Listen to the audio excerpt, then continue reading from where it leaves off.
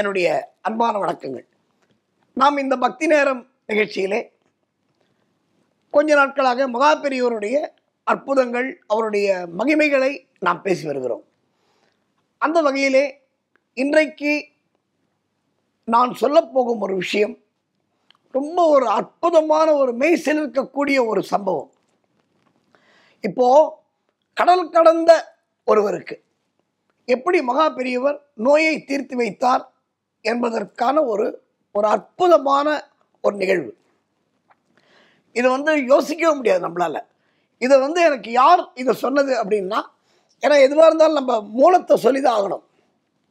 இது இது இது என்னிடம் சொன்னவர் மதிப்பிற்குரிய இந்த நாராயணியம். உங்கள் எல்லாருக்கும் தெரியும், நாராயணியம் ஸ்லோகத்தை படித்தாலே விசேஷம். மகா பெரியவாளே அவருக்கு ஒரு வாட்டி ஒரு கடுமையான வயிற்று வலி வந்துதான் மகா பெரியவருக்கு. அப்போ மடத்தில் இருக்கிறவங்களாம் பயந்து போய் நம்ம டாக்டரை கூப்பிடுவோம், மகா பெரியவரை செக் பண்ண சொல்லுவோம் அப்படின்னும் போது, அவரே பரமேஸ்வரனுடைய அம்சம், அவருக்கு என்ன டாக்டர் இருந்தாலும் அவர் சரி இவெல்லாம் சொல்கிறாளே, சரி வர சொல்லு அப்படின்ட்டாராம். டாக்டர் வந்திருக்காரு, அவர் அந்த மெடிக்கல் கிட்டோடு வந்தாச்சு டாக்டர். சரி மகா பெரியவான்னு சொல்ல சிரிச்சுட்டு, சரி உன் வேலையை நீ பார்க்க வந்திருக்க, நீ பார்க்குறத பாரு, எனக்கு வேறு மருந்து இருக்குது அப்படின்னாராம் மகா பெரியவர். அந்த டாக்டர் சொன்னாராம், என்ன பெரியவா மருந்து இருக்குது, இப்போ தானே நான் வந்திருக்கேன், இனிமேல் தானே நான் மருந்து எழுதி கொடுக்க போகிறேன் அப்படின்னாராம். இல்லைடா எனக்கு ஒரு பெரிய மந்திரம் இருக்குது, எனக்கு ஒரு பெரிய மருந்து இருக்குது, அதுதான் எனக்கு மருந்து அப்படின்னு இருக்கார். என்ன மருந்து அப்படின்னும் போது மகா பெரியவர் சொல்லுவாராம், நாராயணியத்தில் எனக்கு ஒரு மருந்து இருக்குது. நாராயணியம் என்பது நாராயண பட்டத்திரியால் எழுதப்பட்டது. இதை பற்றி விவரமாக நம்ம பேசலாம் அப்புறமா. குருவாயூரப்பனுக்கு முன்னாடி நாராயண பட்டத்திரிக்கு ஒரு நோய் ஏற்பட்டது. அந்த நோயை தீர்த்து கொள்வதற்காக குருவாயூரப்பனை நம்ம நாராயணியம் பாடியதாக ஒரு ஐதீகம். இந்த நாராயணியம் வரலாறு இது. இந்த நாராயணியம் படித்தாலே, குறிப்பாக இன்னும் சொல்லப்போனால் நாராயணியம் புக்கு வீட்டில் இருந்தாலே வீட்டில் யாருக்கும் வியாதி வராதான். அது மாதிரியான ஒரு சக்தி வாய்ந்த அபூர்வமான ஸ்லோகம் அது, இந்த நாராயணியம் என்பது. அது மகா பெரியவா சொல்லுவானா, எனக்கு நாராயணியம் மருந்து இருக்குடா, எனக்கு அது போகிறோம் அப்படின்னு வரான். அதை மாதிரி மகா பெரியவர் அவரே பரமேஸ்வரனுடைய அம்சம், அவருக்கு வைத்தியம் பார்க்கறதுக்கோ ஒரு வைத்தியர் வரார் அப்படின்னா, அப்போ அவரே கோட் பண்ணது நாராயணியம் தான். அப்படிப்பட்ட மகா பெரியவர் பல நோய்களை பல பேருக்கு இந்த நாராயணியத்தின் மூலம் தீர்த்து வைத்திருக்கிறார் என்பதற்கான நிகழ்வு தான் இப்பொழுது நாம் பார்க்க போகுது. நாராயணியத்தை அவர் கரைச்சி குடிச்சாருன்னு சொல்லணும். இப்போது அவர் என்கிட்ட சொல்கிறார், ஒரு உபன்யாசம் முடிஞ்சு அவரோட உபன்யாசத்துக்கு நான் தொடர்ந்து போவது வழக்கம். ஏன்னா அவ்வளோ அற்புதமாக இருக்கும். அந்த குருவாயூரப்பனை பற்றி பேசும்பொழுது அவர் அப்படியே கதறி அழுவார் அப்படி. ஏன்னா குருவாயூரப்பனை நேராக பார்த்த மாதிரி ஒரு அந்த ஒரு உணர்ச்சியோட அந்த கதை இருக்கும் அவரோட உபன்யாசம். அவ்வளவு அற்புதமான ஒரு மனிதர், ஒரு அருமையான ஒரு ஆத்மா. அவர் என்கிட்ட சொன்னார், உபன்யாசம் முடிஞ்சு நீ என்னை பார்த்துட்டு போனார். சரி பார்த்துட்டு போகிறேன், கண்டிப்பாக மாமா பார்த்துட்டு போகிறேன், இதை விட எனக்கு என்ன பாக்கியம் அப்படின்னும்போது, அவர் உபன்யாசம் முடிஞ்சு நாங்கள் எல்லாம் ஒன்றா சாப்பிட்டோம். சாப்பிடும் பொழுது அவர் சொன்ன ஒரு அபூர்வமான ஒரு ஆச்சரியமான, அதாவது கற்பனைக்கே நம்மளுக்கெல்லாம் எட்டாத ஒரு நடந்த சம்பவத்தை சொன்னார். அந்த சம்பவத்தை தான் நான் இப்பொழுது உங்களிடம் பகிர்ந்து கொள்ள இருக்கிறேன். என்னன்னு பார்ப்போம். இப்போ இதை எல்லா இடத்துலையும் நீ போய் சொல்கிறா, நீ கச்சேரிக்கு போகிற இடத்தெல்லாம் இதை பற்றி சொல்லுன்னு திருவாளர் ஜெயராம சர்மா அவர்கள் எனக்கு உத்தரவே போட்டார், எல்லா கச்சேரிலையும் சொல்லுன்னு. இப்போது ஒரு கடல் கடந்த பக்தருக்கு மகா பெரியவர் எப்படி கருணை செய்தார் என்பதை விளக்குகிற சம்பவம். ஜெர்மனியில் ஒரு மிகப்பெரிய பணக்காரர், ஜெர்மனியில் மிகப்பெரிய பணக்காரர். அவர் ஒய்ஃபு, அவருக்கு 2 பசங்க, 2 ஆண் பசங்க, ஆம்பளை பசங்க. ஜெர்மனியில் இருக்கார், மிகப்பெரிய பணக்காரர், எக்கச்சக்கமான பிஸ்னஸ், ஏராளமான பிஸ்னஸ். அவருக்கு எவ்வளோ பணம் வருதுன்னு அவருக்கே தெரியாதான், அது மாதிரியான ஒரு நபர். அப்படிப்பட்ட ஒரு நபர் ஆன்மீகத்தில் ரொம்ப பெருசாக ஒரு நாட்டம் கிடையாது. அவர் கிறிஸ்தவ மதத்தை சேர்ந்தவர். அவர் என்ன பண்ணுவாராம், டெய்லி அவர் ஆஃபீஸ் கம்பெனிக்கு போகும்போது அவர் போகிற வழியில் ஒரு சர்ச் இருக்குமா, அதை பார்த்து ஹாய் ஜீசஸ் அப்படின்ட்டு போவாராம். இதுதான் அவரோட வேலை. அவர் ஒன்றும் தொடர்ந்து அப்படியே பிரார்த்தனைக்கு வருது அதெல்லாம் கிடையாது. அவர் ஒரு கடவுள் நம்பிக்கை உண்டு, ஆனால் அதை வந்து ரொம்ப காட்டிக்காமல் ஒரு ஒரு ஒரு பர்சனாலிட்டி, அது மாதிரியான ஒரு ஒரு பெரியவர். அவருக்கு வந்து இப்போ வயசே சொல்கிறேன், அவரோட வயசு ஒரு 43 வயசு. அவருக்கு மிகப்பெரிய ஒரு வெற்றிகரமான தொழிலதிபர் ஜெர்மனியில். அவர் பசங்களும் ஒரு தொழிலை பார்த்துட்டு இருக்காங்க. அந்த காலகட்டத்தில் திடீர்னு ஒரு நாள் அவருக்கு வந்து அவர் பசங்கள்கிட்ட சொன்னாராம், இப்போ கொஞ்ச நாளாக எனக்கு வந்து ஆஃபீஸில் வந்து பயங்கர சோர்வாக இருக்குது, ரொம்ப டயர்டாக இருக்கிற மாதிரி நான் ஃபீல் பண்ணுறேன், படுத்துக்கணும் போல் இருக்குது, எப்போ பார்த்தாலும் தூங்கணும் போல் இருக்குது, என்னமோ தெரில, சாப்பாடு இறங்க மாட்டேங்குது. அப்போல்லாம் நல்லா சாப்பிடுவேன், இப்போ என்னமோ எனக்கு சாப்பிட பிடிக்கலையா இல்லை சாப்பாடு போகலையா அப்படின்னு ஒரு நிலைமை இருக்குது, என்னன்னு புரியலடா அப்படின்னோடனே அவங்க பசங்களாம் என்ன சொன்னாங்க, அப்பாப்பா நம்ம உடனே டாக்டரை பார்க்கணும் அப்படின்னு சொன்ன உடனே அவர் போய் ஒரு ஜெர்மனில், இது நடக்கிறது ஜெர்மன், ஓகேயா, ஜெர்மனில் ஒரு டாக்டரை போய் பார்க்குறாரு. அன்பர்களே, இது வந்து இது எட்டு கட்டின கதையோ இல்லைன்னா நீங்கள் ரசிக்கணுன்றதுக்காக சொல்கிற கதையோ அல்ல, மகா பெரியவர் காலத்திலே நடந்த சம்பவம். இதை என்னிடம் சொன்னவர் திருவாளர் ஜெயராம சர்மா அவர்கள். இப்போ இவர் டெய்லி இதை மாதிரி நாளாக இன்னும் அவருக்கு உடம்பு மோசமாயிட்டு இருக்கு, ரொம்ப டயர்டாக இருக்குது, நான் இன்றைக்கி ஆஃபீஸ் போகலப்பா, என்ன மழை பெஞ்சாலும் தலையே போனாலும் அவர் காலத்தால் 7 மணிக்கு ஆஃபீஸில் இருக்கக்கூடிய ஒரு தொழிலதிபர். அவர் கீழே கிட்டத்தட்ட ஒரு 2000 பேர் வேலை செய்கிறாங்க.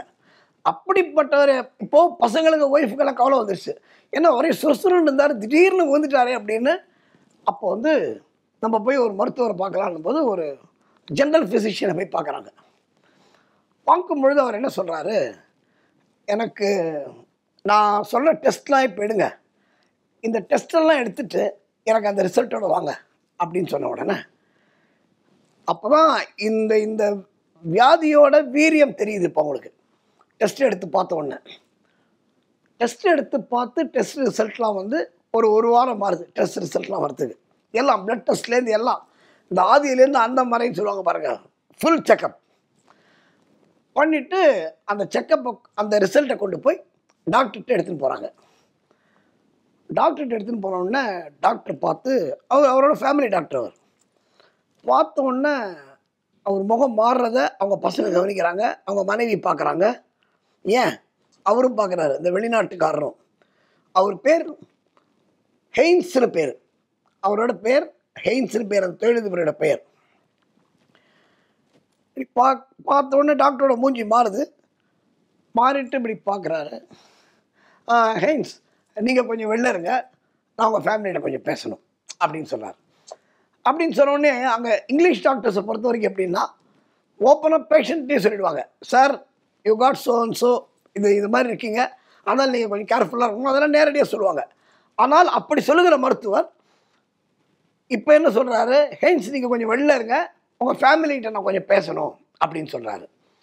அப்போ ஹெய்ன்ஸுக்கு அவரும் படித்தவர் தானே, அப்போது அவருக்கு ஒரு நிலைமை புரியுது, சரி ஏதோ நம்ம ஒரு கிரிட்டிக்கல் சுச்சுவேஷனில் இருக்கோம், இருந்தாலும் பரவாயில்ல, டாக்டர் வந்து சொல்கிறாரு நம்ம வெளில போயிடுவோம் சொல்லிட்டு வெளில போயிட்டார். இப்போ டாக்டர் சொன்ன விஷயம் நான் எதிர்பார்க்கவே இல்லை. ஹெய்ன்ஸுக்கு வந்து ஒரு கடுமையான இரத்த புற்றுநோய், பிளட் கேன்சர் அவருக்கு வந்திருக்கு. எப்படி வந்ததுன்னு தெரியல, இதோட மூலம் என்னன்னு தெரியல, எதனால் வந்ததுன்னு தெரியல, ஆனால் இப்போ வந்துடுச்சு. இப்போ இந்த ஸ்டேஜில், இந்த டெஸ்ட் ரிசல்ட் பார்த்த ஸ்டேஜில் அவருடைய வாழ்நாள் மிஞ்சி போனால் 3 மாதம். ஷாக் ஆகிட்டாங்களாம் குடும்பம். ஏன்னா ஒரே ஒரு ஏர்னிங் பர்சன், அதுவும் கோடியாக சம்பாதிக்கிற ஒரு தொழிலதிபர், ஒரு 45 வயசில் ஒரு கடுமையான வியாதியால் பாதிக்கப்படுகிறார் என்றால், அதுவும் அவருக்கு இருக்கிற காசுக்கு எப்படி வேணால் ட்ரீட் பண்ணலாம், அவ்வளோ கோடிக்கணக்கில் சொத்து வச்சிருக்கிறவர். ஆனால் அவரோட வாழ்நாள் மிஞ்சி போனால் 3 மாதம். நான் இது எதுக்காக சொல்கிறேன் உங்கள்கிட்ட அப்படின்னு சொன்னால், நீங்கள் உங்கள் மைண்டை செட் பண்ணிக்கணும், நீங்கள் தைரியமாக இருக்கணும். இப்போ 3 மாதத்துக்கு மேலே அவர் இருக்க மாட்டார், ரொம்ப ஜாஸ்தி போனால் 3.5 மாதம் இருக்கலாம், அவ்வளோதான் இருக்க முடியும். ஆனால் இந்த 3.5 மாதத்தில் ஒருவேளை இப்போ நம்ம வந்து செகண்ட் ஒப்பீனியன் பார்ப்போம். நீங்கள் ஒரு டாக்டர் சொல்லிட்டார், அப்படி ஒரு ஆப்ரேஷன் பண்ணணும் அப்படின்னு சொன்னால் நமக்கு இயற்கையாக எல்லா மனிதர்களுக்கும் இருக்கிற பயம் எல்லாருக்கும் இருக்கு இல்லையா? நம்ம என்ன பண்ணுவோம், எதுக்கு இன்னொரு டாக்டர்கிட்ட கேட்டு பார்ப்போம், செகண்ட் ஒப்பீனியன் வாங்குவோம் அப்படின்னு போவோம்ல. இதை அந்த டாக்டர் சொல்கிறாரு, நீங்கள் செகண்ட் ஒப்பீனியன் பார்க்குறேன்னு போய் அந்த டாக்டர் உங்கள்கிட்ட காசு பறிக்கிறதுக்காக ஏதாவது ஆப்ரேஷன் பண்ணால் உடனே சரியாயிடும் அப்படிலாம் சொல்லலாம். தயவு செஞ்சு அதெல்லாம் கேட்டு நீங்கள் ஏமாறாதீங்க. யாராலையும் இதை க்யூர் பண்ண முடியாது. ஏன்னா இப்போ அவரோட இந்த ரிசல்ட் படி இப்போ எடுத்த டெஸ்ட் ரிசல்ட் படி பார்த்தீங்கன்னா அவருக்கு வாழ்நாள் மிஞ்சி போனால் 3 மாதம் தான் அப்படின்னு டைம் டாக்டர் குறிச்சிடுறார். ஃபேமிலி ஷாக் ஆகி இப்போ இதை நான் ஹெய்ன்ஸ்கிட்ட சொல்லலாமா வேண்டாமா அப்படின்னு டாக்டர் கேட்குறாரு. இந்த சினிமாலாம் வரும் பாருங்கள், கிளைமாக்ஸ்லாம் அதே மாதிரி ஹெய்ன்ஸ் வெளியில் நின்று கேட்டுட்ருக்காரு இதெல்லாம். அவரே கதவை திறந்துன்னு உள்ளே வந்தாராம். சார் மே கம்மிங் சார். வாங்க ஹெய்ன்ஸ், உங்களை பற்றி தான் பேசணும். இல்லை தெரியும், நீங்கள் என்னென்ன பேசுனீங்கன்னு எனக்கு எல்லாம் தெரியும். நான் இப்போ என்னோட மைண்டை செட் பண்ணிட்டேன் அப்படின்னாராம். அப்போது என்ன அவருக்கு ஒரு தைரியம் இருக்கணும் பாருங்க, ஒரு கான்ஃபிடன்ஸ். இப்போ இத்தனை நாள் சோர்வாக இருந்தது என்னன்னு தெரியலன்னாரு. ஆனால் இப்போ தெரிஞ்சு போச்சு என்னன்னு. இப்போ நான் ஸ்டடி பண்ணிட்டேன் டாக்டர், இனிமேல் நான் என் ஃபேமிலிகிட்ட நான் பேசிக்கிறேன், ரொம்ப நன்றின்னு சொல்லிட்டு டாக்டர் நன்றி சொல்லிட்டு வீட்டுக்கு வந்துட்டாங்க. வீட்டுக்கு வந்துட்டு வீட்டில் ஒரே அழுக, அவங்க ஒய்ஃப் அழுறாங்க, எல்லாரும் அவங்க சொந்தக்காரங்களாம் அழறாங்க. இப்போ ஹெய்ன்ஸ் ஒரு திடமான முடிவில் என்ன சொல்கிறாரு, பார் இப்போ டைம் குறிச்சாச்சு 3 மாதம்னு. இப்போ இந்த 3 மாதத்தை I don't want to waste, என்னோடய லைஃப்பை வேஸ்ட் பண்ண போதில்லை. என்னென்ன பண்ணணுமோ உடனே ஒரு லீகல் அட்வைஸரை கூப்பிட்டு, ஒரு அட்வொகேட்டை கூப்பிட்டு, தன்னுடைய ப்ராப்பர்ட்டிஸ் என்னென்ன எங்கெங்கே எது இருக்குது எல்லாத்தையும் எனக்கு ஒரு உயில் எழுதணும். எல்லாத்த பற்றியும் எழுதி, இது என் 2 பசங்களுக்கு இந்த ஷேரு, என்னோடய ஒய்ஃபுக்கு இந்த ஷேரு, அதை மாதிரி எழுதணும் அப்படின்னு சொன்னோன்னா அந்த அட்வொகேட் கேட்டாராம், அதுக்கு என்ன இப்போது? இல்லை அது நீங்கள் தெரிஞ்சுக்க வேண்டிய அவசியம் இல்லை. ஏன்னா ஒரு ஒய்ஃப்ட்ட சொன்ன முதல் கண்டிஷன் என்ன தெரியுமா, இதை யார்கிட்டையும் சொல்லாது அப்படின்னு தான். நம்ம ஃபேமிலிக்குள்ளே இருக்கட்டும், இது யார்கிட்டையும் சொல்ல வேண்டாம். அப்போ அட்வொகேட் கேட்குறாரு, இல்லை இப்போ உயிர் எழுத வேண்டிய அவசியம் என்ன? 45 வயசுல யாரும் உயிர் எழுதுவானா? இப்போ 60 வயசு 65 வயசுலேயே இப்போ யாரும் உயிர் எழுத மாட்டேங்கிறாங்க. அப்படி இருக்கும்போது 45 வயசுல யாரும் உயிர் எழுதுவானா? இது டாக்டர் இந்த அட்வொகேட் ஆச்சரியப்பட்டாராம். இல்லை எதுக்காக இப்போ எழுத வேண்டிய நிர்பந்தம்? இல்லை எழுத வேண்டிய நிர்பந்தம் வந்திருக்கு, நீங்கள் எழுதுங்க, அவ்வளோதான். ஸோ அவன் உயிரெலாம் ரெடி பண்ணியாச்சு. இப்போது அவனோட ஒய்ஃபை கூப்பிட்டான் ஹெய்ன்ஸ். பார், நீ எதை பற்றி கவலைப்படாத, உயிர் எழுதியாச்சு. இப்போ உன் லைஃபுக்கு பணம் பற்றி கவலை கிடையாது. நம்ம 2 பசங்களும் கம்பெனியை பார்த்துக்க போகிறாங்க. இது தொடர்ந்து நடக்க போகுது. அதனால் என்றைக்கு இருந்தாலும் ஒரு வாட்டி பிறந்துட்டா ஒரு வாட்டி இறந்து தான் ஆகணும். அதனால் இது நீ மைண்டில் வச்சுக்க, அந்த மாதிரி நீ மைண்ட் செட் பண்ணிக்கோ. இப்போ எனக்கு ஒரே ஒரு பர்மிஷன் கொடுன்னு கேட்டான் ஒய்ஃப்ட்ட. என்னன்னு கேட்டான் அவன். நான் இந்த 3 மாதம் என்னோடய லைஃப்பை நான் என்ஜாய் பண்ண போகிறேன். எப்படி என்ஜாய் பண்ண போகிறேன் அப்படின்னு சொன்னால், இங்கேருந்து இந்தியாவுக்கு போய் இந்தியாவில் இருக்கிற இந்த வழிபாட்டு ஸ்தலங்கள், காசி, ராமேஸ்வரம், அது போன்ற ஒரு முக்கியமான கோயில்களுக்கெல்லாம் நான் இந்த 3 மாதம் போகிறேன். என்னை ஃப்ரீயாக விட்டுரு.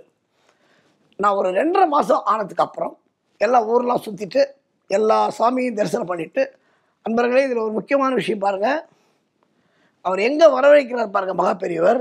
இதுதான் நம்ம இதில் முக்கியம் பார்க்க வேண்டிய விஷயம்.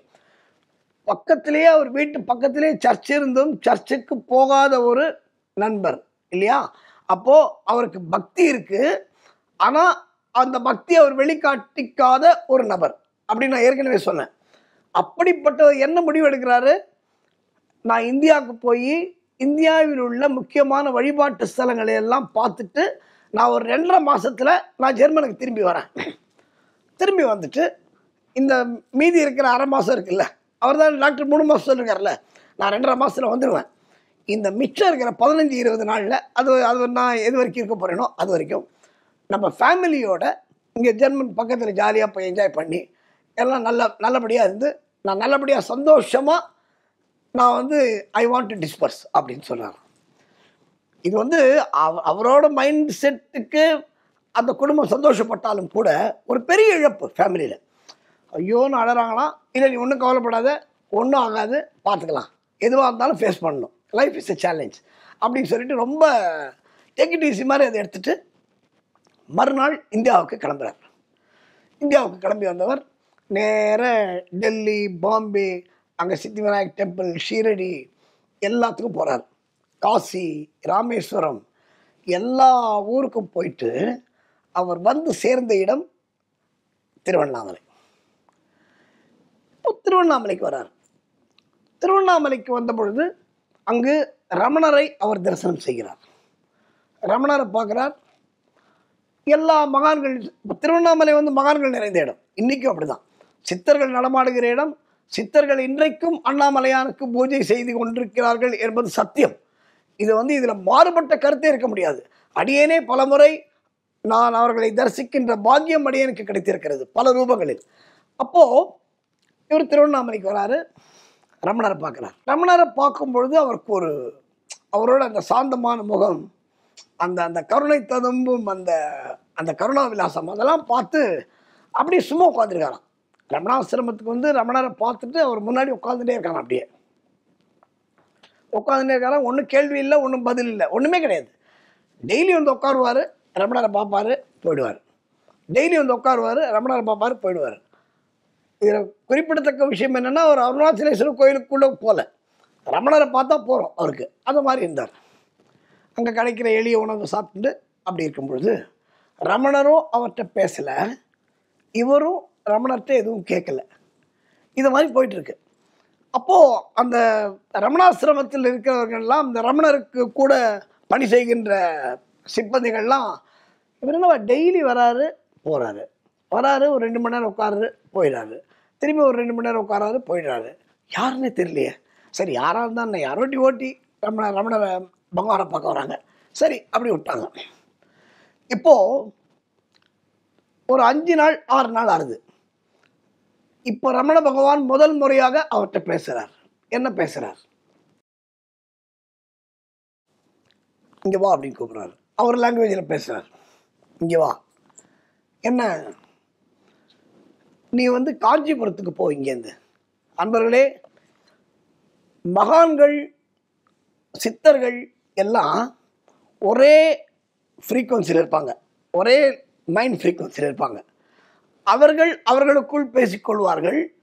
அவங்க 2 பேர் பார்த்துக்க மாட்டாங்க. ஆனால் ஞானத்தின் மூலம் மகான்கள் பேசிக்கொள்வார்கள் என்பது நிதர்சனமான உண்மை. இப்போ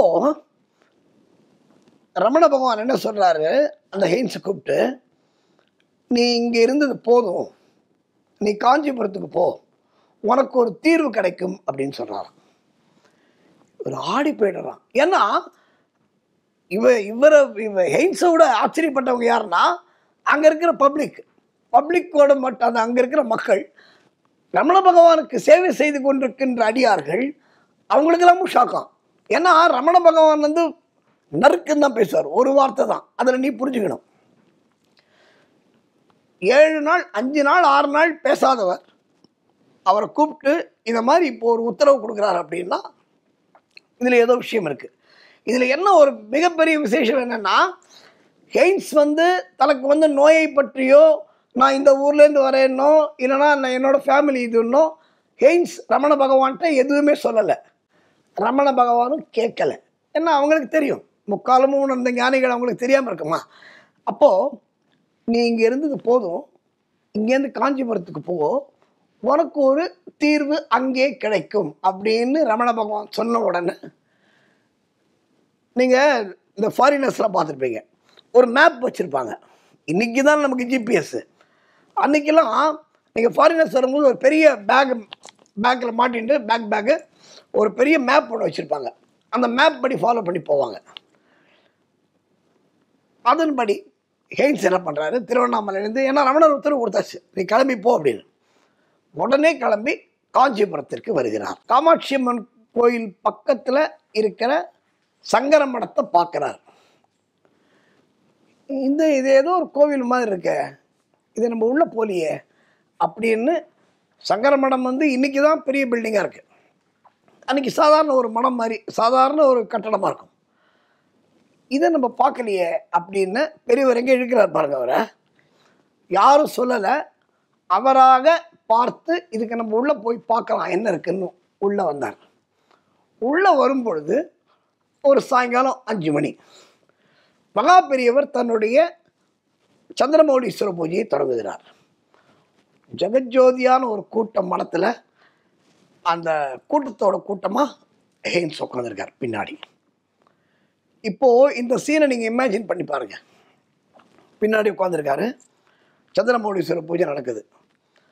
நடந்து முடிஞ்சு முக்கியமானவர்களுக்கு தீர்த்தம் கொடுத்துட்டு பூஜை முடிஞ்சு ஒரு 2-2.5 மணி நேரம் ஆகும் அந்த பூஜை முடியறதுக்கு. தீர்த்தம் கொடுத்துட்டு தன்னுடைய தொண்டரை ஒருத்தரை கூப்பிட்டு, இங்கே ஹெய்ன்ஸ்னு ஒருத்தர் வந்திருக்காரு, அவரை கூப்பிடுனா. என்ன எவ்வளோ பெரிய விஷயம் பாருங்க. ஹெய்ன்ஸ்னு ஒருத்தர் வந்திருக்காரு, அவரை கூப்பிடு அப்படின்னு. ஹெய்ன்ஸ் சரி வெளியில் வராரு. ஏன்னா அந்த சிப்பந்திக்கு ஒரு சந்தேகம், என்ன ஹெய்ன்ஸ்னா நம்ம பேர் மாதிரி இல்லையே, இது வேற மாற்று மதத்து பேர் மாதிரி இருக்க ஹெய்ன்ஸ். சரி வெளியில் வந்து, இங்கே யார் ஹெய்ன்ஸ்னு இங்கே யார் வந்திருக்கா, அவள் வாங்கோ இங்கே பெரியவா கூப்பிடுறா அப்படின்னு ஒன்று. இவர் தியானத்தில் உட்காந்துருக்காரு. அவர் ஹெய்ன்ஸ் எங்க யாருங்க ஹெய்ன்ஸ் இங்கே? அப்போ இங்கே பக்கத்தில் இருக்கிறவங்கலாம் இந்த ஹெய்ன்ஸுன்ற ஒரு பேர் வந்து ஒரு வித்தியாசமான பேராக இருக்கிறதுனால இவரும் நல்ல கலராக வெள்ளைக்காரராக இப்படி உட்காந்துருக்காரு, இவராக தான் இருக்குன்னு சொல்லிட்டு, சார் உங்களை கூப்பிட்றாங்க. ஷாக் ஆகிட்டாங்க. ஹெய்ன்ஸ் திருப்பி கூப்பிட்டோன்னா, யா ஐ ஆம் ஹெய்ன்ஸ், நீங்கள் வாங்க பெரியவா உங்களை பார்க்கணும்னு சொல்கிறா. மகா பெரியவரை பார்த்தவுடன் அவருக்கு அப்படியே ஒன்றுமே புரியல, கண்ணிலையும் தனித்தனியாக வருதான். இந்தா பிரசாதம் சொல்லிட்டு தீர்த்தத்தை கொடுக்குறாரு மகா பெரியவர். தீர்த்தத்தை வாங்கி இது என்ன பண்ணணும், சாப்பிடுன்றாரு. சாப்பிட்றாரு. சாப்பிட்டுட்டு முக்கியமான விஷயம், பக்கத்தில் இருக்கிற ஒரு சிப்பந்தியை கூப்பிடுறார். நான் ஏற்கனவே நாராயணியத்தை பற்றி சொன்னேன். மகா பெரியவர் தன்னுடைய வைத்தியத்திற்கே நாராயணிய மந்திரத்தை தான் சொல்வார் என்று. இப்போ என்ன சொல்கிறாரு, ஹெய்ன்ஸ்க்கு என்னன்னு மகா பெரியவருக்கு தெரியாது, சொல்லலை இல்லையா. இவர் என்ன பண்ணுறாரு, இப்போது நான் உனக்கு ஒரு மந்திரம் எழுதி தரேன், அந்த மந்திரத்தை டெய்லி 18 வாட்டி சொல்லு அப்படின்னு சொல்கிறார். ஓகே அப்படின்றாரு. இவர் ஒன்றுமே புரியல, அப்படியே கட்டுப்பட்ட மகுடிக்கு கட்டுப்பட்ட பாம்பு மாதிரி நிற்கிறார் அப்படியே அவர் முன்னாடி. நான் ஒரு மந்திரம் சொல்லித்தரேன், டெய்லி 18 டைம்ஸ் அதான் நீ சாண்ட் பண்ணால் போகிறோம் அப்படின்னு. அந்த மந்திரத்தை எழுதுவதற்கு அந்த சிப்பந்திரி சொல்கிறாரு, தமிழில் எழுதாத, சமஸ்கிருதத்தில் எழுதாத, அவனோட பாஷையில் எழுதுன்றார். அப்போ இங்கிலீஷில் எழுதி தரார். அந்த இங்கிலீஷில் எழுதி கொடுத்ததை கையில் வாங்குறாரு.